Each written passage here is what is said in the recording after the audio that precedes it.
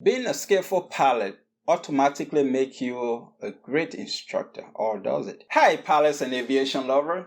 Welcome to our channel where we motivate and inspire future aviators. My name is Kanu and you are watching Nimba Pilot, the Pride of Liberia. Alright guys and girls, welcome back. Today we are on task C of the FOI, Fundamental of Instructing. If you have not watched task A and task B, it's already up. We encourage you to go back and watch it. And if this is your first time on our channel, we'd like to welcome you. Please consider subscribing and hit that notification bell so you will be notified when we upload new video. Guys, this is a whole series, okay? We are going through the PTS, the practical standard test standard for flight instructors. Okay, and the first task, first 7 tasks in the PTS is called the FOI, Fundamental of Instructing. So the PTS for flight instructor is divided into 3 sections. The first section is called the FOR. That is what we're going through, is the first 7 tasks of the PTS. And the second session will be technical subject area. So we're going to get to that part, and the third one is the maneuvers and teaching the maneuvers. Okay, so we are on task C of the FOI, and the topic of the day is the teaching process. Before you answer that question I asked earlier, I encourage you to watch this video till the end. Please leave your comment below and your critiques below in the comment section. Alright, let's get to it. Like we talked about in task A, communication is a skill that we need to develop. Teaching is a skill that we need to develop as an instructor. Instructors, we have a lot of responsibility. Okay, we will be dealing with so many people from different backgrounds at the same time. So in order to be an effective instructor, we have to develop some skill. There are other processes we have to consider. In this task C, we will be going through essential skills that you as an instructor, me as an instructor, we need to develop throughout our career as an instructor. Okay? The first skill we as an instructor we need to consider is people skill. We need to develop is people skill. Well, we'll be dealing with people as an instructor. Okay, so you can't want to be an instructor and you don't like people. Some people want to be an instructor and they said, I'm not a people person. Well, if you're not a people person, how can you deal with people?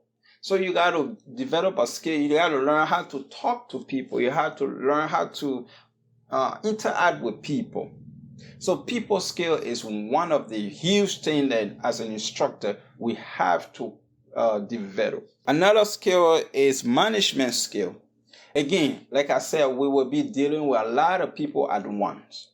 So you have to be able to manage these people's time. Student comes to you for a reason. They want to learn how to fly.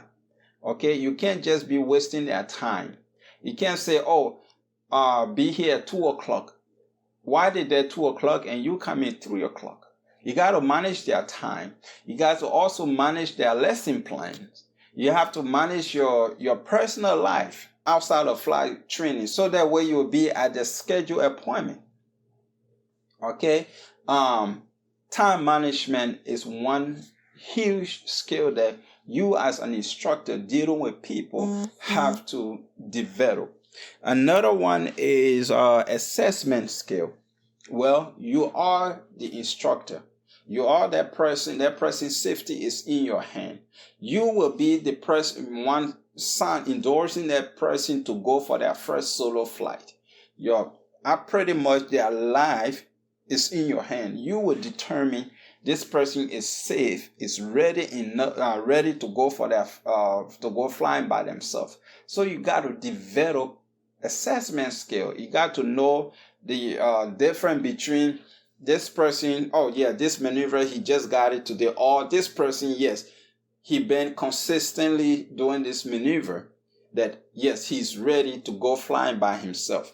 Because when that person take off, whatever happened from the time he take off to the time he land, you are not in the plane to help him out. Okay? Hey guys, I'm saying a lot of he here. I'm not trying to discriminate, okay? When it comes to flying, guys don't know how to fly, girls don't know how to drive. So I'm saying he because we're talking about flying, okay? After he take off, from the time he take off to the time he land back on the ground, you have no control. Okay, while you in the plane with him, you can come in when he messed up, you control, and so you have to have the assessment skill. So the next skill we need to develop is the subject matter expertise skill. Well, you cannot go teaching someone something that you don't know. Okay, you can't go have a ground with your student and you guys will be talking about steep turns, and you don't know how to explain the aerodynamic factor acting upon the aircraft in turn. You can't tell the person how a plane comes to a turn. So you have to know what you are teaching to be able to teach. And how do we do this? How do we do this? Continued learning. Okay. Now, to be an effective instructor, there are 4 stages or 4 phases that we need to consider that goes into teaching process. Okay. The first stage or phase we need to consider is the preparation phase. Now, in the preparation phase, this is where when you're at home, you sit down, list all of the students you have, all of the phases they are in their flight training, and try to come out with a lesson plan that fit their student level of skill, right? So you have 10 students. All 10 of them are not on the same level. Some could be a pre-solo. Some could be working on their cross country. Some could be a commercial pilot. You will not have the same lesson plan for all of them. So you have to sit, depending on whose schedule for that day, you have to sit and come up with a lesson plan. Okay, so while you're working on your lesson plan, there are 2 things you need to consider. If the lesson plan going to be based on performance, or it's going to be based on decision making.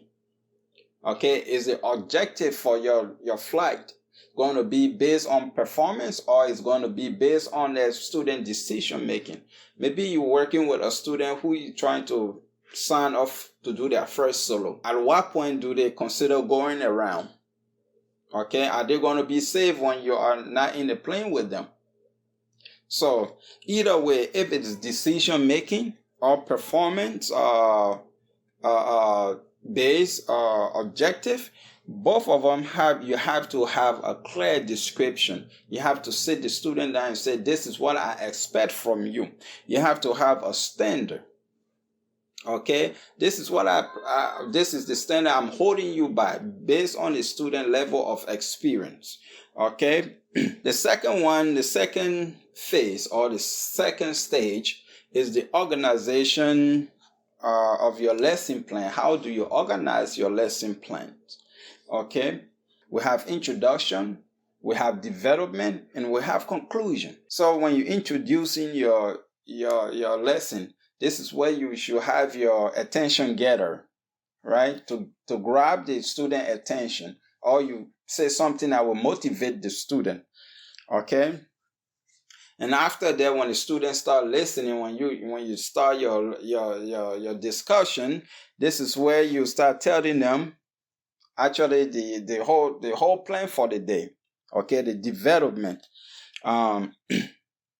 And in the development, during this development phase, this is where you come out with the plan. Okay, the development stage is the plan. How are you going to present your lesson to the student? Is it from the past to the present? Is it from the known to unknown? Is it from simple to complex? Is it from most frequent use to least frequent use? For example, when it comes to navigation, okay, I can take a plane from here, fly from here to Alabama, or fly from here to New York, just with my sessional chart, and my VR. Okay, I don't need GPS. That is what we call dead reckoning and pilotage, right? I can use my little clock in my aircraft, my sessional chart, and the VR. That's the basic. Okay, that's the most frequent use. Or you're going to start teaching him navigation from GPS, Garmin 430. So from most frequent use to least frequent use. And the last thing is how you're going to wrap it up, conclusion. All right, the third one here is the training delivery method. In what way are you going to deliver this lesson plan to your student? For example, you guys are having ground, okay? Is it going to be a lecture method you're going to use where you just stand there and talk while the students sit there and listen? Or is it going to be a discussion method? A discussion method is the two of you guys, two-way communication. The two of you guys are actively partaking in the discussion. All right? And this discussion could be a student-led discussion or instructor-led discussion. So, or is it going to be a computer-based assistant? Okay, is it? Are you going to the computer lab, or are you guys going to your training going to be in a flight simulator? Drill and practice method. This one you're going to use a lot when you're doing the flying portion. Okay, we talked about this in task B, which was the learning process. Okay, if you haven't watched the task B, we encourage you to go back and learn task B, and there where we talk more about it. All right, then we come to demonstration and performance. Okay, doing the demonstration and performance phase, which is pretty much your flying section of your lesson plan. This is where you as the instructor will explain the maneuver to the student. You explain the procedure to the student, and then you will demonstrate the maneuver to the student. Okay, I would like to add this. After you demonstrate the performance to the student, let the student become the instructor, then you become the student. This is called the role play, right? We'll talk about this in task A. This is called the role play. And let the student explain the maneuver to you, explain the procedure to you, while you, the instructor now, who has become the student, demonstrated following his instruction, right? After that phase, then you give the control to the student. The student will explain the maneuver. The student going to demonstrate the maneuver. Then you will evaluate or assess the student to make sure that the student met or the student meets the standard for their maneuver. Now we come to the fourth phase, which is the problem-based training. This is where you test the student problem-solving skill. Okay, as a flying instructor, this is what we call the HOTS. Okay, the high order of thinking, right? The high order of thinking. As a flying instructor, you want to know, again, what your student is thinking, their decision-making process. Okay, so for this reason, you can give them a scenario-based. Your training can be based on a scenario-based, right? For example, if your student is working on his cross-country portion of the training, okay, you start asking them questions like, what if you have bad weather ahead of you? What if you run out of fuel? What are you going to do? You are asking to evaluate or to assess the student thinking skill. And the other problem-solving, problem-based learning is also called the collaborative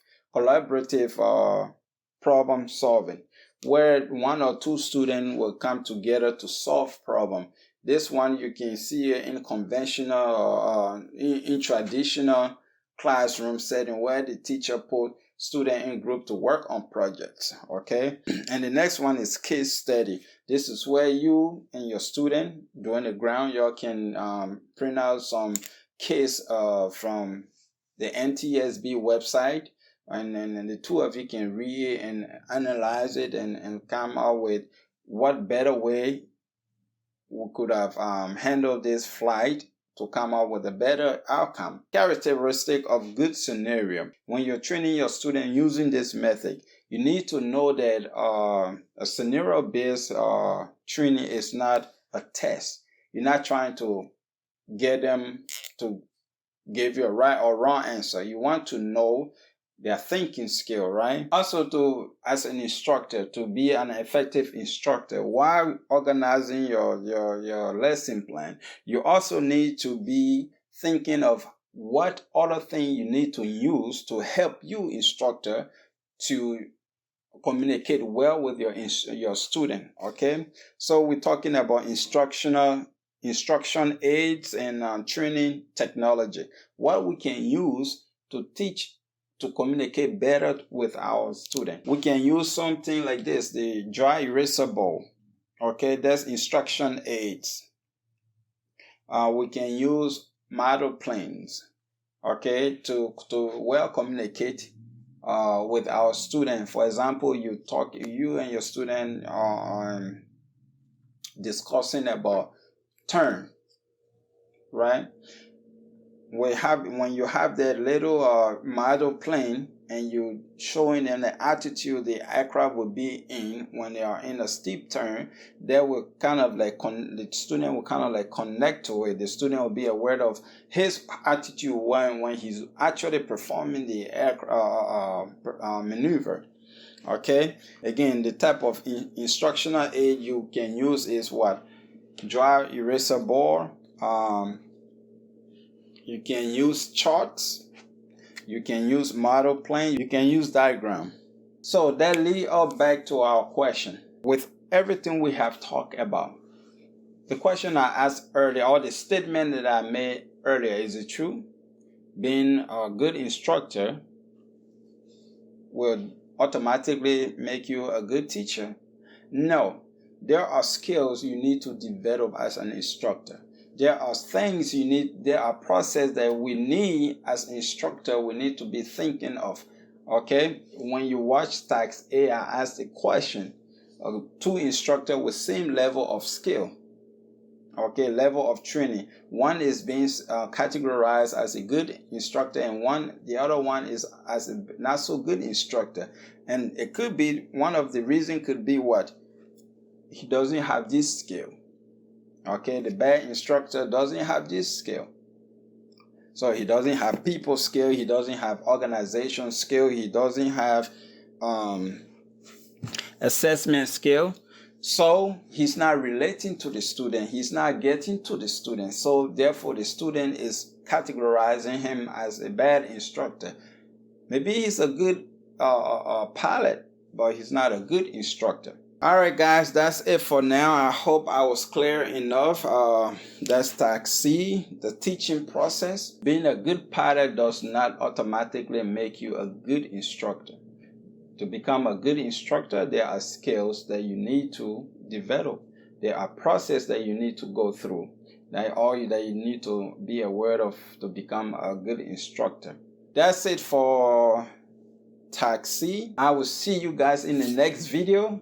But until next time, have fun flying, stay proficient, stay current, and always remember to keep the blue sky up.